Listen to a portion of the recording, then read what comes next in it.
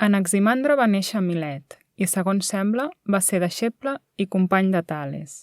Si Tales ostenta el títol del primer filòsof de la història, Anaximandre és el primer del qual es conserva un petit fragment de text.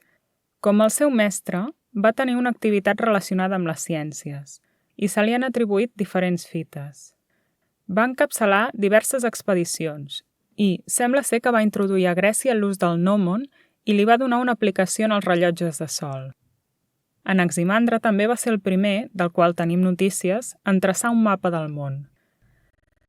En aquest, el món apareixia representat com un disc circular que comprenia la Terra, bàsicament Europa, l'oest d'Àsia i el nord d'Àfrica, i un riu circundant anomenat Oceà, que rodejava tota la Terra. També ens consta que va elaborar una explicació racional sobre l'origen de l'ésser humà. Com la resta d'éssers, els humans provenen de les zones humides, i al principi aquests tenien una mena de closca espinosa que va anar desapareixent a mesura que es van anar traslladant a zones més seques. Pel que fa a l'origen de tot, Anaximandre, a diferència del seu mestre, pensava que no es tractava d'un element concret. L'argé no pot ser l'aigua, perquè és un element massa determinat. Com pot ser que de l'aigua sorgeixin coses tan diferents com la terra, l'aire o el foc? L'argé ha de ser un element indeterminat, indefinit, allò que ell va anomenar apeiron. L'apeiron és un element il·limitat, sense definir. És el principi original de tot el que hi ha. Per tant, també integra les diferències entre contraris. Però, si en el món hi trobem coses i elements determinats i l'argé és indeterminat, la qüestió és saber com es passa de la indeterminació a la determinació. Per respondre això, Anaximandre ens parla de la segregació de contraris. De l'apeiron sorgeixen a la vegada parelles de contraris. Fred, calent, sec, humit, etc.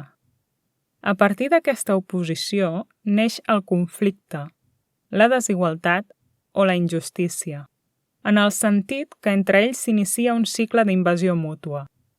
Si en un moment domina una qualitat, després dominarà la seva contrària. Els contraris no tenen una relació estàtica, es van alternant, i això és una llei, una constant temporal cíclica, perquè mai cap d'ells podrà aniquilar l'altre. El món actual i la realitat tal com la coneixem es troba en un moment d'aquests, però està destinat a desaparèixer.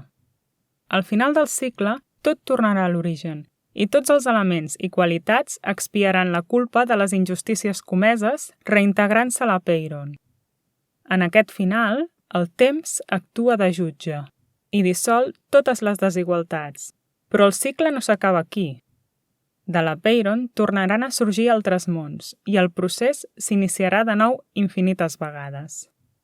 Així l'univers tal com el coneixem és un món entre d'altres i, segons Anaximandre, la seva estructura és el resultat de la segregació de contraris. Quan allò fred i allò calent es van separar de l'apeiron, va aparèixer una esfera de foc i va envoltar la Terra. D'aquesta van sorgir diferents cercles concèntrics amb els principals astres, el Sol, la Lluna i les estrelles fixes. Segons Anaximandre, aquestes anelles són com rodes opaques i sòlides que giren al voltant de la Terra en aquest ordre. I, si podem veure els astres, és gràcies al fet que estan foradades. A través dels forats veiem els astres, tot i que de tant en tant s'obstrueixen formant les fases lunars en el cas de la Lluna i els eclipsis esporàdics en el cas del Sol. Finalment, la cosmologia d'Anaximandre concep un univers homogeni, envoltat per l'apeiron, on les esferes dels diferents astres estan sobreposades a la Terra, que es troba al bell mig de tot sense cap mena de suspensió. Segons ell, com que la Terra equidista dels extrems i les condicions són les mateixes a tots els costats, la Terra es manté al centre sense cap raó per desplaçar-se. Alguns autors contemporanis han vist en les idees d'Anaximandre anticipacions especulatives a les teories de Newton o de Darwin. Altres no han fet aquesta lectura visionària. Ara bé, El que sí que és cert és que bona part de les seves teories van ser, si més no, inusuals per l'època.